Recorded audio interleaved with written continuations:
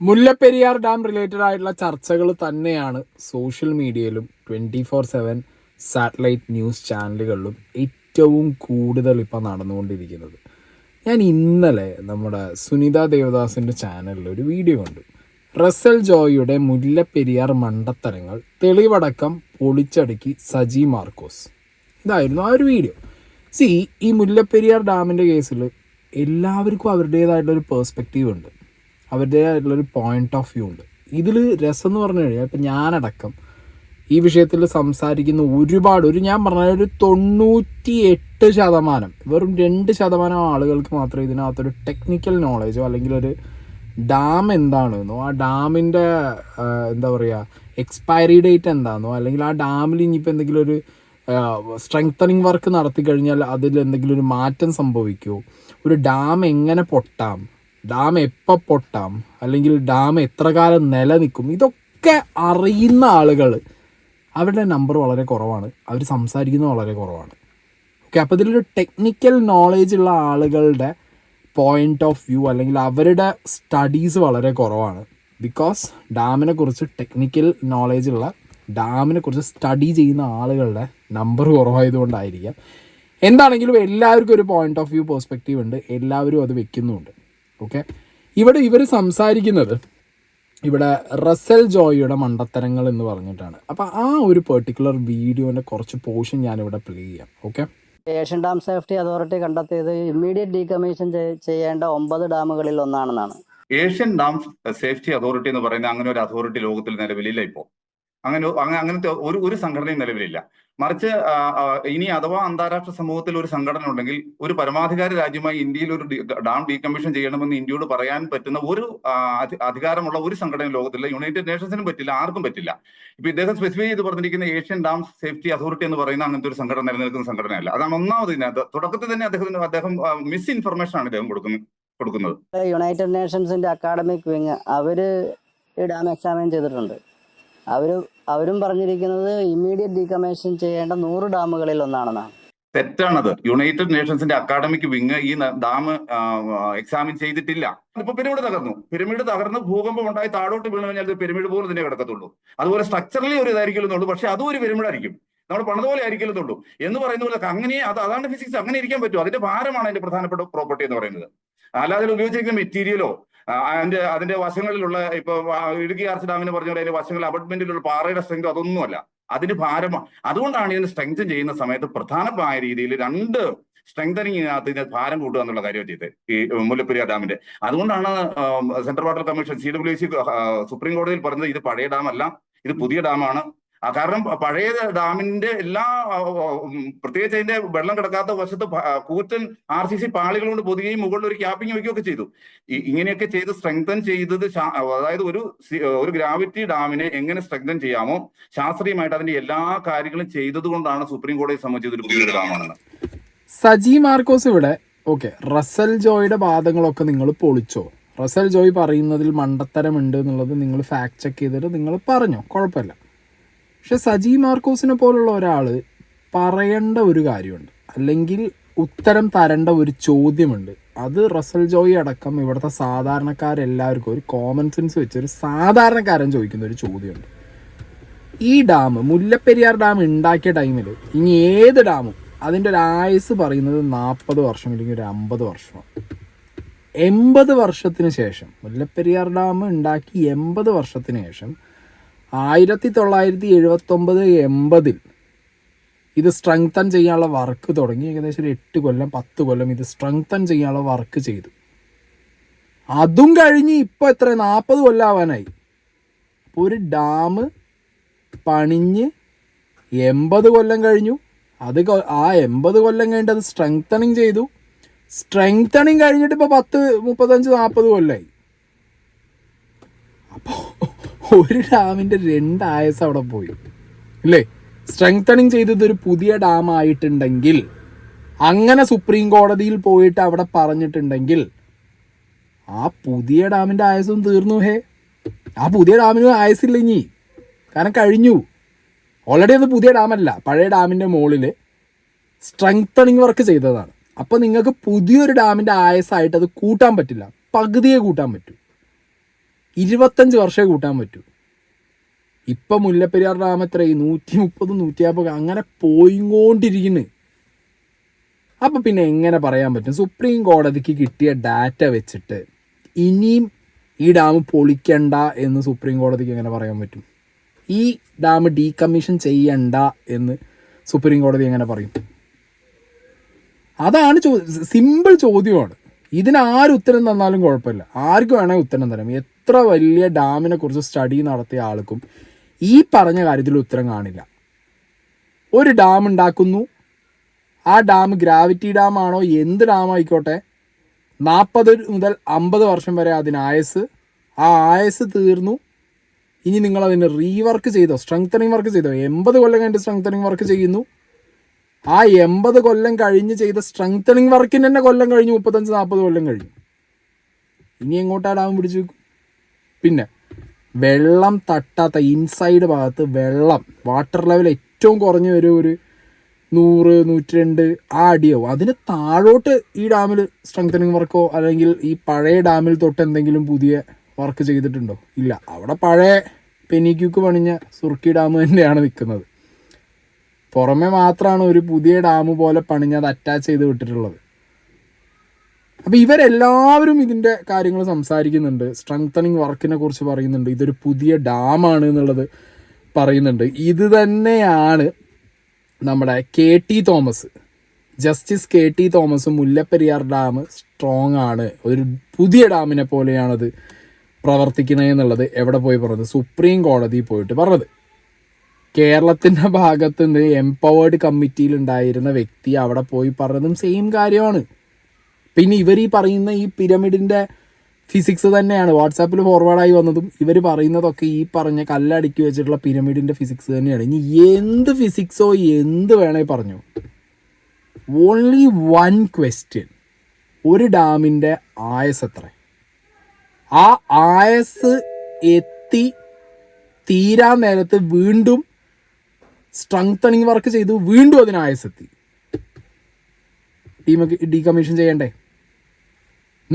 ലോകത്ത് ഏതെങ്കിലും ഡാം ഇങ്ങനെ പണിഞ്ഞ് 80-ാം വർഷം സ്ട്രെങ്തനിങ് വർക്ക് ചെയ്ത് വീണ്ടും 40 വർഷം ഓടിച്ച് അങ്ങനെ കൊണ്ടുപോകുന്നുണ്ടോ എന്നുള്ളത് വളരെ സംശയമാണ്. വൺ ഓഫ് എ കൈൻഡ് എന്താ പറയുക സിറ്റുവേഷനാണ് മുല്ലപ്പെരിയാർ ഡാം എന്ന് പറയുന്നത്. സോ എന്തിനാണ് നമ്മളിവിടെ ഈ പറഞ്ഞ എന്താ പറയുക ഒരു എലമെൻ്റ് ഓഫ് ഡൗട്ട് വെച്ചിട്ട് പൊട്ടില്ലായിരിക്കാം എന്ന് പറഞ്ഞ് ഇത് മുന്നോട്ട് തള്ളിക്കൊണ്ടുപോകേണ്ട ആവശ്യം എന്താണ് കേരളത്തിലെ ജനങ്ങൾക്ക്?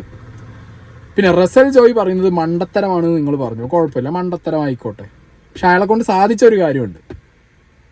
തമിഴ്നാട്ടിൽ തമിഴന്മാരുടെ ഇടയിൽ ഒരു വികാരം ഉണ്ടാക്കാൻ പറ്റിയിട്ടുണ്ട് ഈ മുല്ലപ്പെരിയാർ വെച്ചിട്ട് അവിടുത്തെ രാഷ്ട്രീയക്കാർക്ക്. അത് ഇവിടുത്തെ രാഷ്ട്രീയക്കാർക്ക് മലയാളികളുടെ ഇടയിൽ ഉണ്ടാക്കാൻ പറ്റിയിട്ടില്ല. പക്ഷെ റസൽ ജോയിനെ പോലെയുള്ളവർക്ക് അതിന് സാധിച്ചിട്ടുണ്ട്. മലയാളികളുടെ ഇടയിൽ മുല്ലപ്പെരിയാർ എന്ന് പറയുമ്പോഴത്തേക്ക് എല്ലാവരും ഒറ്റക്കെട്ടായി വരുന്ന ഒരു വികാരം ഉണ്ടല്ലോ, ആ വികാരം ഉണ്ടാക്കാൻ ഇയാളെ കൊണ്ട് സാധിച്ചിട്ടുണ്ട്.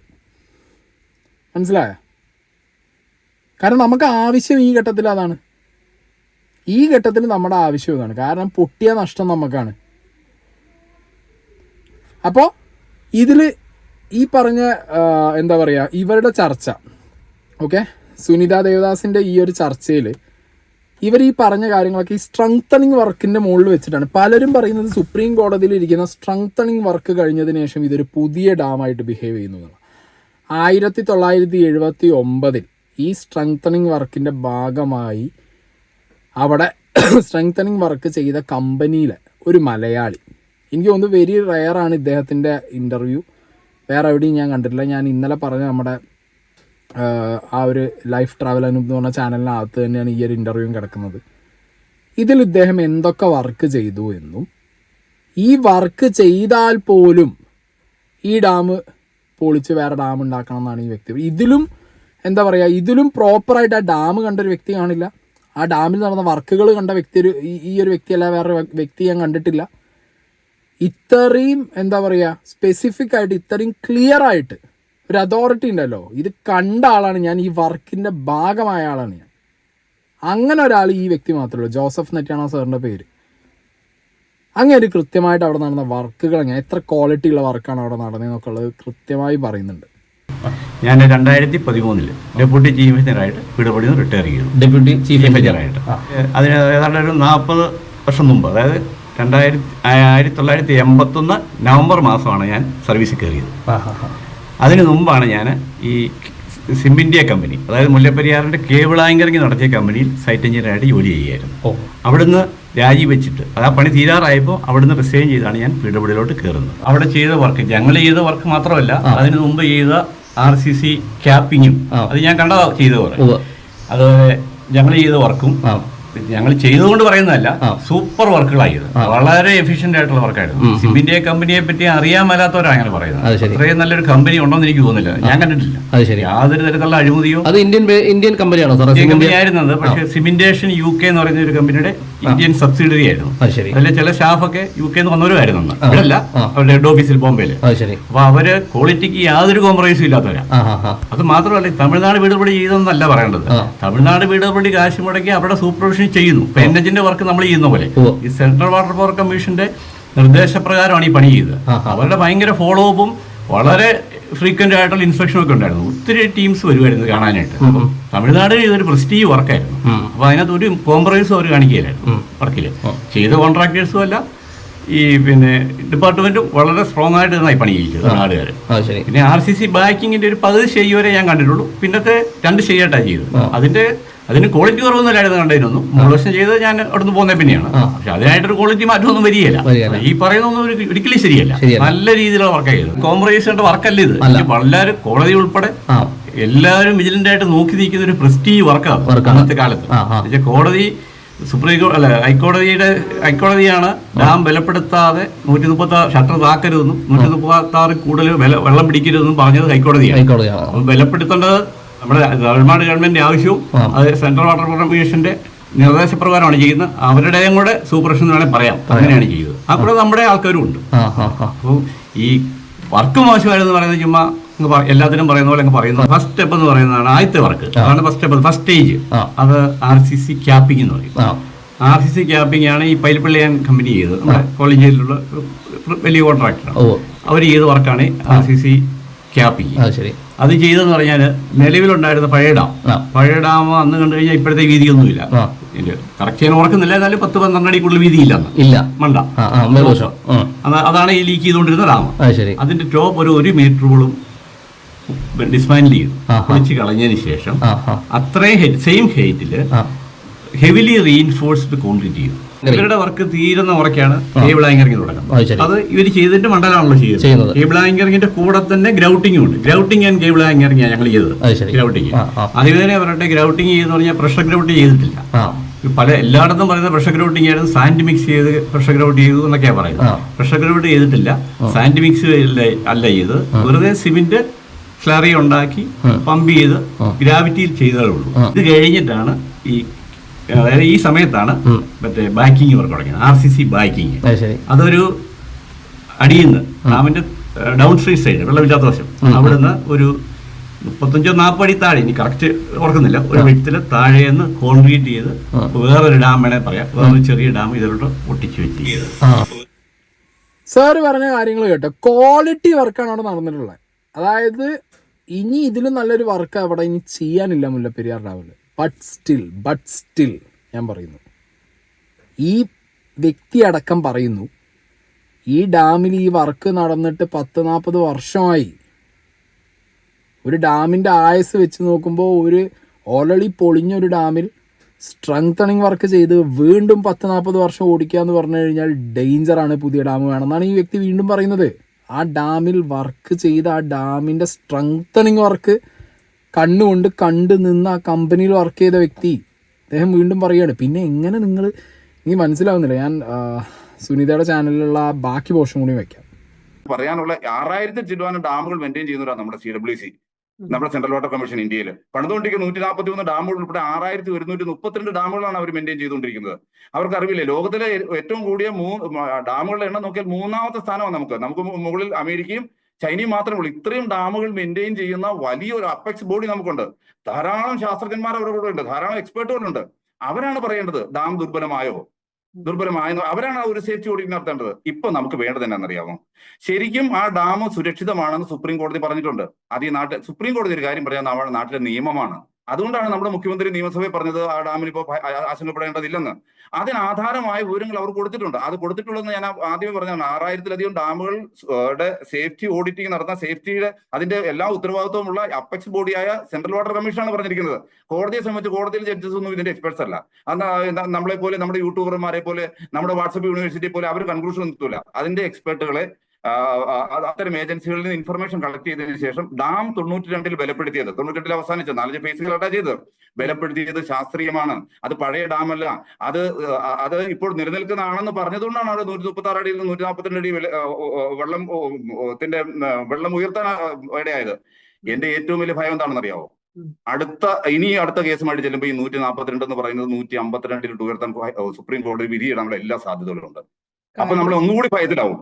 കാരണം സുപ്രീം കോടതിയുടെ മുമ്പിൽ കിട്ടിയിരിക്കുന്ന വിവരങ്ങൾ അനുസരിച്ച് ഈ ഡാം ബലപ്പെടുത്തേണ്ടതായ എല്ലാ രീതിയിലും ബലപ്പെടുത്തിയിട്ടുണ്ട്. ഈ ഡാമിന് അത്രയും 152 അടി വെള്ളം ഉണ്ടായിരുന്നു പണ്ടൊരു കാലത്ത്, 79 വരെ. അതിനേക്കാളും മികച്ചൊരു ഡാമായി മാറിയെന്ന് ശാസ്ത്രീയമായിട്ട് സുപ്രീം കോടതി ബോധ്യപ്പെടുന്നു. അപ്പൊ നമ്മൾ എന്താ ചെയ്യേണ്ടത്? സുപ്രീം കോടതിക്ക് ശാസ്ത്രീയമായിട്ട് ബലപ്പെടുത്തലിനെ കുറിച്ചിട്ടുള്ള രേഖകൾ ലഭിച്ചത് കൊണ്ട് സുപ്രീം കോടതി എന്ത് പറയുന്നു? ഇതൊരു പുതിയ ഡാമിനെ പോലെ ബിഹേവ് ചെയ്യും എന്നുള്ളത്. പക്ഷെ ബലപ്പെടുത്തൽ പ്രക്രിയ നടത്തിയ വ്യക്തി ഇനി പറയുന്നത് കേട്ടോ. പല ആൾക്കാരും പറയുന്നത് ഇത്ര അടിക്ക് താഴേക്ക് പൊള്ളയാണെന്നൊക്കെ പറയുന്നുണ്ട്. എനിക്കറിയത്തില്ല അതെങ്ങനെയാ കണ്ടുപിടിച്ചതെന്ന് അറിയത്തില്ല. പിന്നെ ഇതേ ഉള്ളൂ, വെള്ളത്തിന്റെ വശത്ത് നമുക്കൊന്നും ആരും ഒന്നും ചെയ്തിട്ടില്ല. വെള്ളത്തിന്റെ വശം അപ്പുറത്തെ വശം അപ്സ്ട്രീം സൈഡ് അവിടെ എപ്പോഴും വെള്ളമാണ്. 100 വലിയ വേനൽക്കാലത്ത് ഒരു 105 അല്ല 106 അടി വരെ താഴും. ആ സമയത്ത് അതുവരെയുള്ള എല്ലാവരും പ്ലാസ്റ്റർ ചെയ്തുമൊക്കെ ബോട്ടെ പോയി പ്ലാസ്റ്ററിംഗ് ഒക്കെ നടത്തി ഫിനിഷ് ചെയ്യുന്നുണ്ട്. അല്ലാതെ മേജർ വർക്കൊന്നും ഫ്രണ്ട് സൈഡ് അല്ല അപ്സ്ട്രീം സൈഡ് ചെയ്യാൻ പറ്റിയിട്ടില്ല. ചെയ്യാനും ബുദ്ധിമുട്ടുമാണ്. പറ്റത്തില്ല. സ്വന്തം എല്ലാം താഴെ മുകളിൽ ചെയ്ത് അവിടെ ഈ മിനുക്കുപണി മാത്രമേ ചെയ്തുള്ളൂ. അപ്പൊ ഈ വെള്ളം വന്ന് തട്ടി നിൽക്കുന്ന ആ ഭാഗത്ത് നമ്മുടെ ജോൺ പെനിക്വിക്കിന്റെ നേതൃത്വപ്പെടുന്ന ആ സുർക്കി ഡാമിന്റെ പോർഷൻ തന്നെയാണോ ഉള്ളത്? അത് തന്നെയാണുള്ളത്. പിന്നെ കാണാവുന്നിടത്തൊക്കെ വെള്ളമില്ലാത്ത ഭാഗമൊക്കെ റിപ്പയർ ചെയ്തിട്ടുണ്ട്. അപ്പൊ 126 വർഷമായിട്ടുള്ള ശരിക്കുമുള്ള സുർക്കിയാണ് ആ വെള്ളം തട്ടി നിൽക്കുന്ന ഭാഗത്ത്. 105 അടി താഴോട്ടുള്ളതെല്ലാം പൂർണ്ണമായിട്ട് വരാം. അതാണ് സാറെന്ന് ചെല്ലുമ്പോൾ തന്നെ സുർക്കിക്ക് ലീക്കേജ് ഉണ്ടല്ലോ. അപ്പം ഇന്നത്തെ അവസ്ഥയിൽ ആ ലീക്കേജ് തുടരുന്നുണ്ടായിരിക്കും. എന്തായിരിക്കും സാറിന്റെ അഭിപ്രായം? ഈ ബലപ്പെടുത്തൽ ചെയ്തുകൊണ്ട് തീർച്ചയായിട്ടും അന്ന് കുറഞ്ഞു. പക്ഷെ 40 വർഷമായില്ലേ? 40 വർഷമാകുമ്പോൾ എത്ര ബലപ്പെടുത്തിയാലും പുതിയതായില്ലോ. അന്ന് പോലും പുതിയതായിട്ടില്ല. 40 വർഷമായപ്പോഴത്തേക്ക് വീണ്ടും വീക്കായിക്കൊണ്ടിരിക്കുകയാണ്. ഇത് ഇനി ബലപ്പെടുത്താനൊന്നും പറ്റിയല്ല. വേറൊരു പണി ഇതിന് നടക്കുകയില്ല. പുതിയൊരു ഡാം പണിയുക എന്നുള്ള ഒരൊറ്റ സംവിധാനം നമുക്ക് ഇനി ഒരു സൊല്യൂഷൻ ഇതിനകത്ത് ഉള്ളൂ. അതിപ്പോ ഏറ്റവും പെട്ടെന്ന് രണ്ട് ഗവൺമെന്റും കൂടെ ചർച്ച ചെയ്തും എങ്ങനെയെങ്കിലും പുതിയ ഡാം പണിയാനുള്ള സംവിധാനം ഉണ്ട്. അതാണ് ഇതിനകത്ത് ചെയ്യാവുന്ന നമുക്ക് സൊല്യൂഷൻ. അല്ലാതെ ഇത് പൊട്ടിയല്ലെന്നോ പൊട്ടുന്നോ ഒന്നും നമുക്ക് പറയാൻ പറ്റില്ല. ആ ഡാമിന്റെ ബലപ്പെടുത്തൽ പ്രക്രിയ കണ്ട് അതിന്റെ ഭാഗമായ വ്യക്തി പറയുകയാണ്, ഇത് പുതിയ ഡാം അല്ലല്ലോ, പഴയ ഡാം ബലപ്പെടുത്തിയതല്ലേ. എന്നിട്ട് തന്നെ 10-40 വർഷം കഴിഞ്ഞു. പുതിയ ഡാം അല്ലെങ്കിൽ ഇതിന് വേറെ എന്തെങ്കിലും ഒരു സൊല്യൂഷൻ കണ്ടെത്തിയേ പറ്റൂ. ഇത്രയേ ഉള്ളൂ കാര്യം. ഇതിൻ്റെ ഇടയിൽ ഇനി വേറെ എന്താ പറയുക, വലിയ റോക്കറ്റ് സയൻസ് ഒന്നും കണ്ടുപിടിച്ച് ആരും വരണ്ട. സിമ്പിൾ കേസാണ്. മനസ്സിലായോ? ഈ വേറൊരു പോർഷനും കൂടി ഞാനിവിടെ വയ്ക്കാം. അത് നമ്മുടെ ഏത് ചാനലിലാണ് വന്നതെന്നല്ല, മാതൃഭൂമി ചാനലിലാണ്. മാതൃഭൂമി ചാനലിൽ ഇന്നലെ ഒരു ചർച്ച നടന്നിട്ടുണ്ടായിരുന്നു. അപ്പോൾ ആ ചർച്ചയിൽ നമ്മുടെ മുല്ലപ്പെരിയാർ വിഷയത്തിൽ സുപ്രീം കോടതി മാത്രമേ എന്തെങ്കിലും ചെയ്യാൻ സാധിക്കൂ എന്ന് ഡാം സുരക്ഷാ കമ്മീഷൻ മുൻ chairperson justice CN Ramachandran Nair CN Ramachandran Nair പറഞ്ഞ കാര്യം ഒന്ന് നോക്കാം. സുപ്രീം കോടതിയുടെ വിധി 2014 ആ 2014 വിധി കഴിഞ്ഞിട്ട് ഇപ്പോൾ 10 വർഷമായി. അന്ന് സുപ്രീം കോടതി ഒരു സമിതിയെ നിയോഗിച്ചു ഡാമിൻ്റെ സുരക്ഷയെക്കുറിച്ചും ബലഹീനത ഉണ്ടോയെന്ന് അറിയാനായിട്ടും. അവർ സാങ്കേതിക വിദഗ്ധരുടെ അഭിപ്രായം വച്ച് ഡാം ബലഹീനമല്ല, ഡാം റീഹാബിലിറ്റേഷൻ നടത്തിയതാണ്, അത് കഴിഞ്ഞ് ഡാം വളരെ സ്റ്റേബിളാണ്, അപകടമില്ല, അതുകൊണ്ട് ബലഹീനമല്ല എന്ന് പറഞ്ഞു. അപ്പോൾ സുപ്രീം കോടതിയുടെ വിധി അനുസരിച്ച് അതിൻ്റെ ജലവിധാനം നിലനിർത്തുന്നതിനെക്കുറിച്ചൊക്കെ അവർ വിധി എഴുതി. അപ്പം ഡാമിന് എന്തെങ്കിലും മാറ്റം വരുത്തണമെങ്കിൽ അത് സുപ്രീം കോടതിയുടെ അനുവാദത്തോടെ സുപ്രീം കോടതി ഓർഡറിൽ കിട മാത്രമേ സാധിക്കുള്ളൂ. കാരണം സുപ്രീം കോടതിയുടെ വിധിയാണ് ആ ഡാമിൻ്റെ ഇപ്പോഴത്തെ നിലനിൽപ്പും തീരുമാനങ്ങളും എല്ലാം. പുതിയ പുതിയ ദുരന്തങ്ങൾ ഉണ്ടാകുന്നു. അതുകൊണ്ട് ഇങ്ങനെ ഒരു സാഹചര്യത്തിൽ അതിനെന്തെങ്കിലും മാറ്റം വരുത്തണമെങ്കിൽ, വിധിക്ക് മാറ്റം വരുത്തണമെങ്കിൽ സുപ്രീം കോടതി തന്നെയാണ് അത് പറയേണ്ടത്. അതായത് ഈ ഡാം ഉണ്ടാക്കിയത് 135 കൊല്ലം മുമ്പാണ്.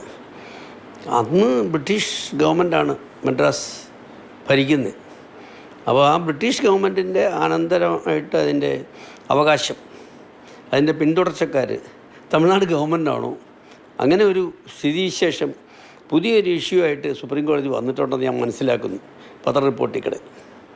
അപ്പോൾ അങ്ങനെയുള്ള ഇഷ്യൂസൊക്കെ വന്നാൽ തമിഴ്നാടും കേരളവും ഒരുപോലെയായി മാറും. തമിഴ്നാടിനെ സംബന്ധിച്ചോളം പറഞ്ഞാൽ നിലവിലെ ഡാമിൽ അവർക്ക് എല്ലാ ബെനിഫിറ്റും കിട്ടുന്നുണ്ട്. അവർ റീഹാബിലിറ്റേഷനിൽ കുറച്ച് പണം മുടക്കി ഡാം നല്ലോണം ആക്കിയെന്ന് അവർ പറയുന്നു. സുപ്രീം കോടതി ശരിവെച്ചു അത്. അതുകൊണ്ട് അവരെ സംബന്ധിച്ചോളം പറഞ്ഞാൽ നിലവിലെ വ്യവസ്ഥയെ മതി അവർക്ക്. പിന്നെ അവർക്ക് ഈ ഡാമിൽ നിന്ന് അപകടമൊന്നും ഉണ്ടായില്ല. മനസ്സിലായില്ലേ? ഡാമിന് എന്താ അപകടം ഉണ്ടായാലും പെരിയാറിലേക്കാണ് വെള്ളം വരുന്നത്. അത് ഓഫ് കോഴ്സ് ഇടുക്കി റിസർവയറിലേക്കാണ് വരുന്നത്. പിന്നെ അതിൻ്റെ ഒരു എന്താണ് പ്രത്യാഘാതം, ഒരു ഡാം പൊളിഞ്ഞാൽ എന്ത് പ്രത്യാഘാതം ഉണ്ടാകും എന്നുള്ളതിനെ കുറിച്ച് ആർക്കും ഒന്നും പറയാനൊക്കത്തില്ല. സുപ്രീം കോടതി വേണം തീരുമാനമെടുക്കാൻ.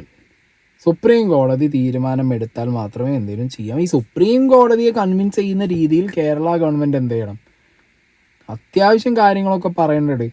അല്ലാതെ ഇവിടുന്ന് എന്ത് ചെയ്ത് കേരളത്തിൽ നിന്ന് എംപവേർഡ് കമ്മിറ്റീൻ്റെ ഭാഗമായിട്ട് പോയ വ്യക്തികൾ തന്നെ അവിടെ ചെന്നിട്ട് ആ ഡാം സ്ട്രോങ് ആണ്, അവിടെ എന്ത് സ്ട്രെങ്തനിങ് വർക്ക് നടന്നുണ്ട്. സ്ട്രെങ്തനിങ് വർക്ക് എന്ന് പറഞ്ഞാൽ ചെയ്ത വ്യക്തി തന്നെ പറയുന്നു, അത് കണ്ടു നിന്ന വ്യക്തി തന്നെ പറയുന്നു, അത് കഴിഞ്ഞിട്ട് ഒരു ഡാം എന്താ പറയുക, ഡാമിൻ്റെ ഏജ് 10-40 വർഷമാണ് ഒരു പുതിയ ഡാമിൻ്റെ ഏജ്. ആ ഏജിൻ്റെ ടൈം തന്നെ അതിൻ്റെ സ്ട്രെങ്തനിങ് വർക്ക് ചെയ്തിട്ട് കഴിഞ്ഞിട്ടുണ്ട്. ഇതൊന്നും ആരും ഒന്നും ഒരു എന്താ പറയുക ടെക്നിക്കൽ സാധനം വെച്ച് പറയുന്നില്ലേ എന്നുള്ളതാണ് എൻ്റെ ഡൗട്ട്. പിന്നെ ഒരുപാട് വിദഗ്ധരാണെന്ന് പറഞ്ഞിട്ട് വന്നിട്ട് ന്യൂസ് ചാനലിൽ ഇരുന്ന് പറയുന്നുണ്ട് മറ്റേ ഒരു ഭൂകമ്പം ഉണ്ടാവാനുള്ള സാധ്യത എത്രത്തോളം ഉണ്ട്, ഒരു ഭൂകമ്പം വരുമോ ഇല്ലേ. മാറുന്ന കാലാവസ്ഥയാണ് ഇപ്പോൾ. നമുക്ക് ആർക്കെങ്കിലും പ്രെഡിക്റ്റ് ചെയ്യാൻ പറ്റുന്നുണ്ടോ ഇവിടുത്തെ കാലാവസ്ഥ? ഉണ്ടോ?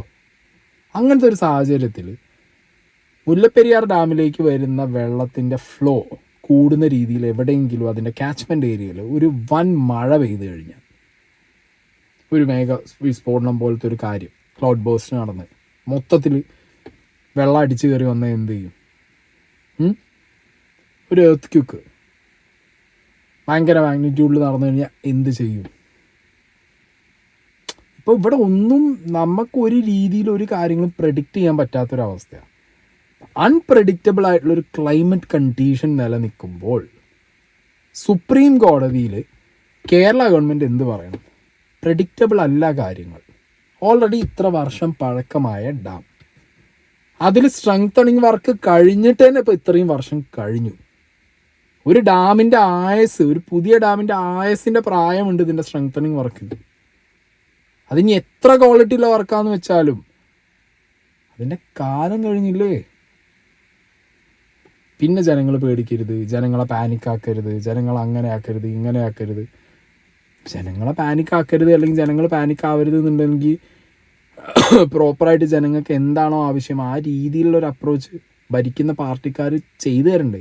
ഈ ഗവൺമെൻറ് ഇല്ലെങ്കിൽ അടുത്ത ഗവൺമെൻറ്, ഇതിന് മുമ്പുണ്ടായ ആൾക്കാർ LDF, UDF, BJP ആരെ വേണമെങ്കിൽ ഞാൻ പറയാം, ഏത് നേതാക്കന്മാരും എടുത്തു. നിങ്ങൾ പ്രോപ്പറായിട്ട് കേരളത്തിന് ആവശ്യമുള്ള രീതിയിൽ സുപ്രീം കോടതിയിൽ കാര്യങ്ങൾ മുന്നോട്ട് കൊണ്ടുപോകണം. അതാണ് ചെയ്യേണ്ടത്.